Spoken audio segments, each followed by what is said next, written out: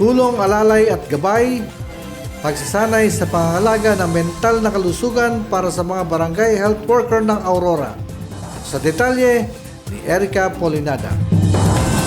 Patuloy ang advokasya ng Provincial Health Office Aurora sa pagsusulong ng kalusugang pangkaisipan sa lalawigan sa pamamagitan ng programang Tulong, Alalay at Gabay, isang community-based mental health training program na isinagawa noong October 16 to 17, 2025 sa Baler, Aurora at Nobyembre 3, 2025 sa Kasiguran, Aurora. Layunin ng programang ito na bigyan ng sapat na kaalaman, kasanayan at kamalayan ang mga barangay health worker sa larangan ng mental health care upang sila ay maging katuwang sa pagbibigay ng tamang gabay at suporta sa kanilang mga komunidad. Ang TAG training ay isinagawa sa 3 batch na may 40 kalahok sa bawat batch na binubuo ng BHW mula sa 8 munisipalidad ng lalawigan.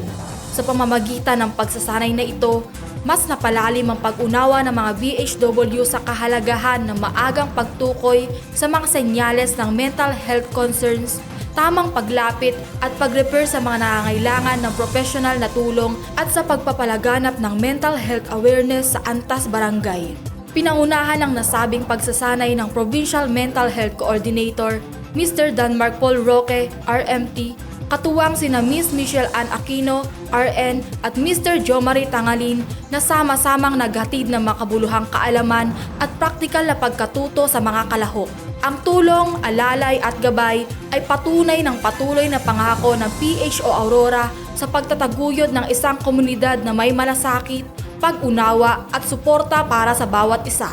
Ako si Erica Polinada para sa PGA in Action, all-out serbisyo ng Kapitolyo para sa publiko.